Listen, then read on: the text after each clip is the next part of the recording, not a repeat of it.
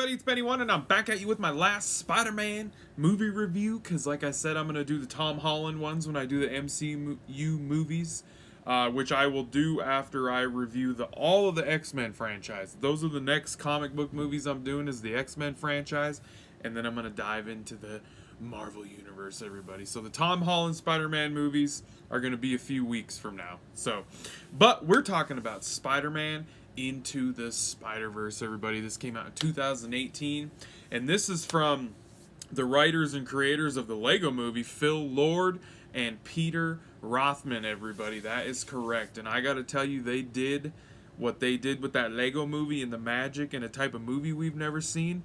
They helped create a new superhero animated movie that we have never seen before, because not only is this a very unique superhero movie, it's a very unique animated feature movie, and it's also just a unique movie in general. The way it looks, the way it was shot, everything. It looks crazy. The freaking animation style that they went with in this movie is so unique and new and so cool.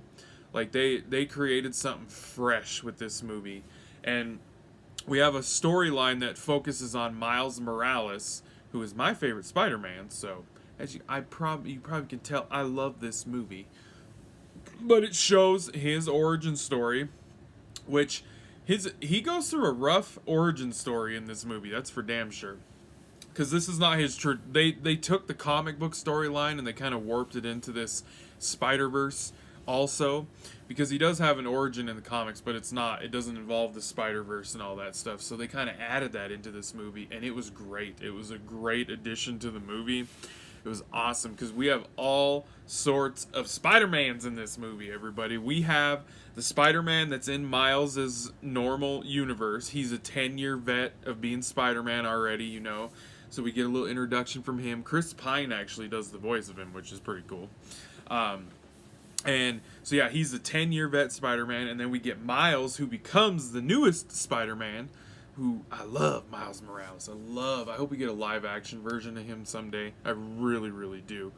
Great. This is a great, introduction to his character in this animated feature. And then we get the 20-year-old vet Spider-Man from another universe, Peter B. Parker, who is overweight, lost his urge to be Spider-Man, basically. He's just kind of down on his luck. Him and Mary Jane aren't together anymore. He's kind of going through that, Thor from Avengers Endgame type situation, except for I think they did a better job with him in this movie than they did with Thor in Endgame. So, and then we have Spider-Gwen. She shows up in the movie. Awesome. Phenomenal job with her, you guys. Phenomenal. And then we have Spider-Man Noir, who is voiced by Nick Cage himself, everybody. He's the black and white Spider-Man. His story, he takes place during the 30s, the late 30s, so he's fighting Nazis and shit. Takes place back in the day, and it's all black and white. The Spider-Man Noir. He's if you know comic books, you know about him. That's for damn sure. And then we got Spider-Ham. He's the cartoon Looney Tunes version of Spider-Man. He lives in that Looney Tunes-esque universe. He was funny. He wasn't one of my favorite parts, but... And then we got Betty Parker. She actually she's telepathically connected to the spider, instead of her being bitten by a spider, which is a very unique thing. And then they're inside this robot that's kind of like a spider, and that's kind of like their costume. And she's a cool addition to the movie. Not my favorite, though. So, but yeah, that's our main, Spider-Verse cast in the movie. And they all end up meeting together. At first, it's just Miles and the regular Spider-Man that's been around for 10 years who ends up dying, unfortunately. He dies in the beginning of the movie. And that's kind of where Miles starts to pick up the mantle of Spider-Man and want to possibly try to become Spider-Man. But then the Peter B. Parker, the 20-year-old chunky Spider-Man that shows up from another universe, ends up being the one that kind of trains him and takes on the mantle of training Miles as Spider-Man to an extent at first. So, but yeah, it's pretty cool. And then Gwen joins them, and then eventually they meet up with the other three about halfway through the movie. So, because the first half is mainly just focused solely on Miles mostly. So, and they get his origin story pretty damn correct from the comic books. Like they follow that pretty well. Not exactly, but that's okay. That's okay.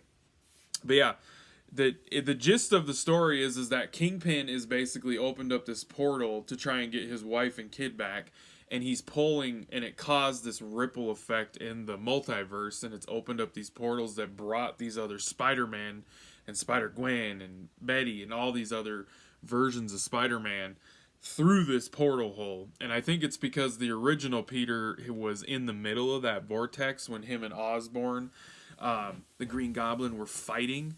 And I think that's what pulled them through to begin with, because it recognized his Spider-Man DNA and all that shit. So, but yeah. And then they basically are trying to stop the big machine because Kingpin wants to keep opening this portal because he wants his wife and kid back from another universe, which it's kind of, that could be good and bad, if honestly. So that's the gist of the story. And I gotta tell you guys, there's all sorts of villains in this movie. We have Scorpion, we have the Green Goblin, we have a different version of Dr. Octavius. She's a female in this movie. We got Kingpin, we got the Prowler. The Prowler is actually Miles Morales' uncle.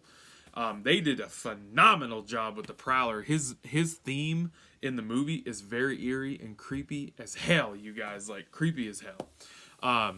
This movie is great. Not only is it a great animated movie, this is a fantastic Spider-Man movie. Fantastic. Because of the artwork, the directing, the production, the way it was produced, the way they put it together. It was just beautiful. This movie, there probably will not be another animated movie like this for a while. Like, kind of like the Lego movie. They made a second Lego movie and it wasn't quite as good. Like, this is going to be one of those superhero animated movies that will stand the test of time, I have a feeling. Like, it is that damn good. It really is good. I feel like next to Spider-Man 2, I'm kind of thinking that this is a better movie. Like, I really do. Production wise and story and flow and plot and everything, I really think it is. I love both.